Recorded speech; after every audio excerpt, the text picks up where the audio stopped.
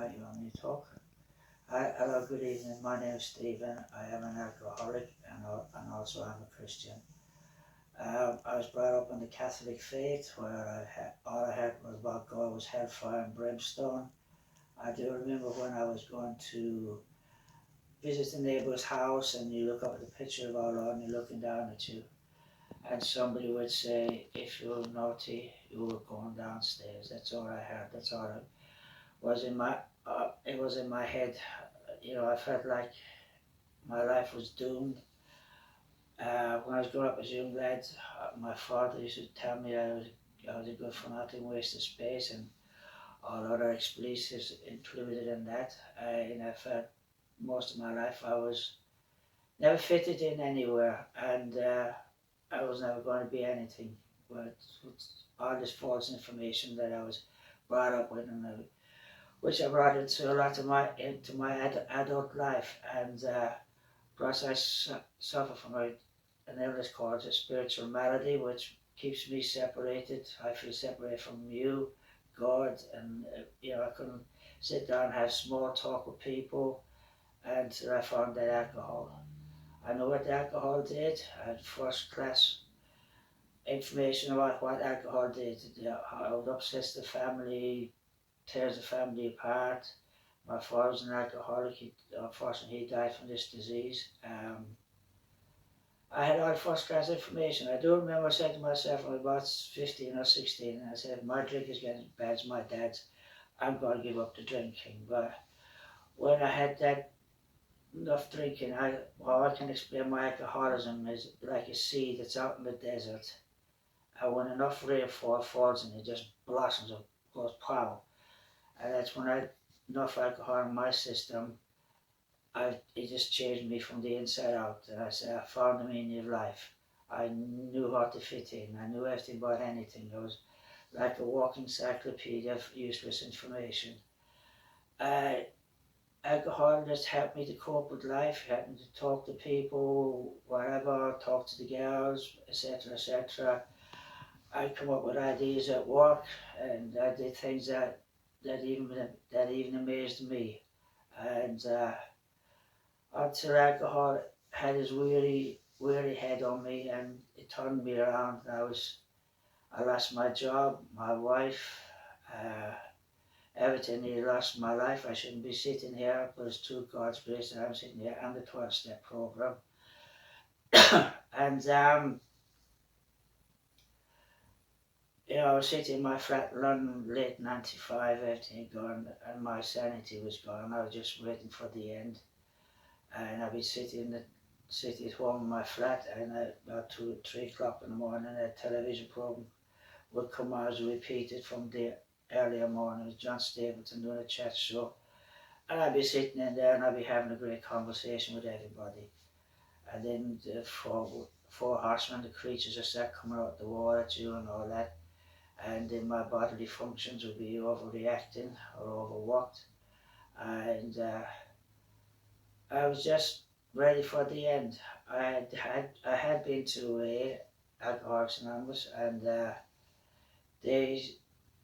I just heard the word God. It was strongly suggested by my work to ring up this number, and I rang up this number, and the guys came along and they picked me up, took me to my meeting, and I saw the word God, and I said, oh no, not another religious lot.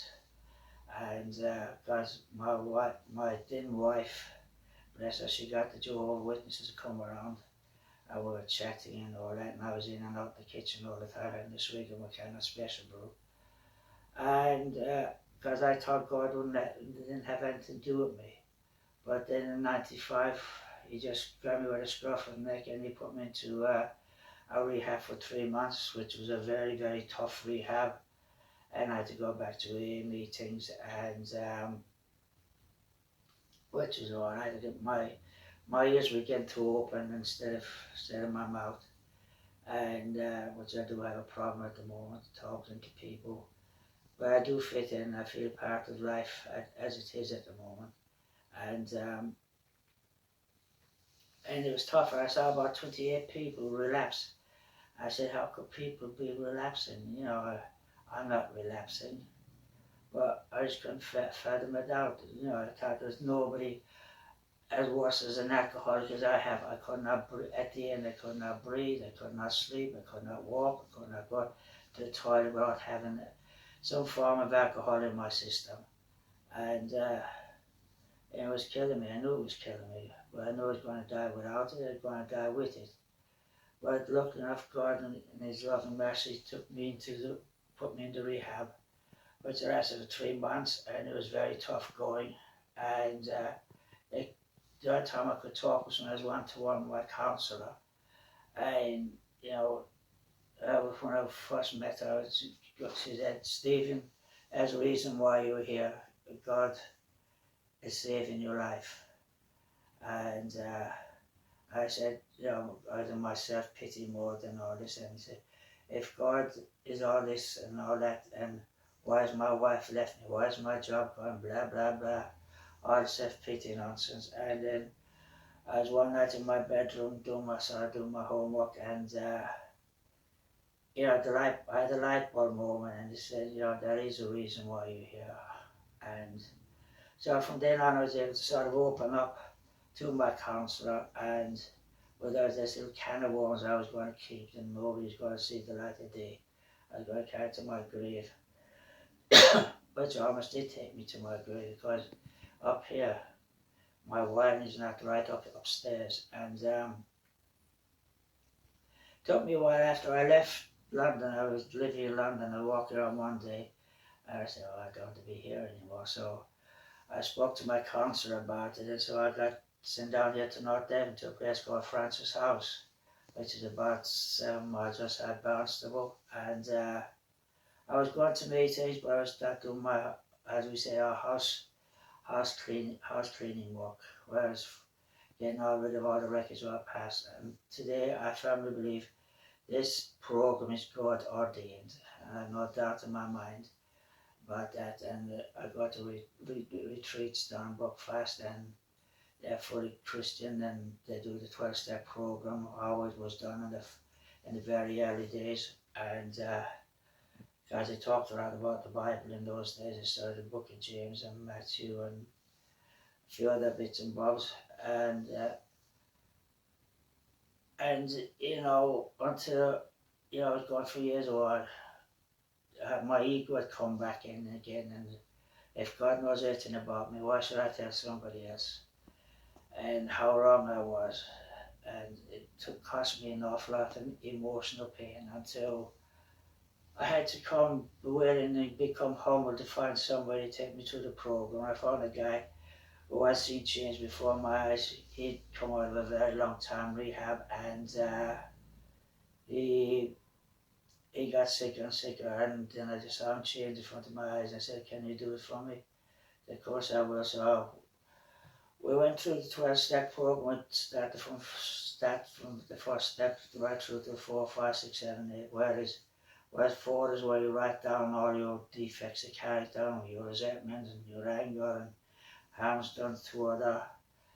And when I was sitting down, I walked one night, it felt like I had a ketchup bottle, and I shook it, and I said, "God, let me be honest." And I wrote everything down. It took me hours and hours to write all this stuff down. And then we made an appointment to do the step 5, whereas I talked to one person to another, and one person and God, and it took us about 7.5 hours to get rid of all that stuff. That was all the changes of bondage, and I didn't feel any big release, or I just went, "Thanks be God, that's over." But you know, and that's when God can come into my life. That's when God can walk through my life. And you know, I was doing quite well. I was going to do rehabs and retreats, and doing retreats and doing my sets 4 and 5 every year with my sponsor. And you know, 2010, in the 2010, 2011, I came down with very severe depression and stress, and I just could not get up. I even off the sofa. I walked 5 minutes down the road. I had to turn back because I could not deal with going on down the road again. I had to come back again, come home and get back on the sofa. And I was watching the Six Nations rugby, I think it was about the February, March time, and the voice came into my head, said, go to Grosvenor. So, well, finished after the rugby match, I went off to Grosvenor Church. I had been on antidepressants, they didn't even touch the sides. I doubled up my AIM meetings and everything I could to try and sort this depression and lift this depression, and it didn't work. And so I went to Grosvenor Church, and I met Stephen and his wife Jen, and they introduced me to Pastor Ramon and all that. And the week later, I got introduced to an amazing man called Magnus, and my life has changed again. And my life's changing all the time. I mean, we've been to Bulgaria. Last June we went out and we baptized 6 people in the river. And I mean, for me to think, I ran away from God, and to think I'm doing this stuff for God and doing God's will, doing the best I can. I know I keep falling every day of the week. And, my life's changing themselves in the church. We went out to Calais in France to look after the immigrants out there in the jungle. And, for a person who thought that they were not worth anything, to be able to do these sort of things is just amazing. And life's changing ever since. Now I'm met Alison in 2012, and that's changed my life again. I 3 stepchildren, and the last year or so has been really tough going for both me and Alison. And without the 12-step program and my faith in God and my Christian faith, and it's about doing things for other people instead of talking about it. It's just going out there and doing it and being out there in the fields of lentils, as Carol Beach would say. And life is good today. I cannot complain. I can't complain, but now you listen. But anyway, thank you very much for listening.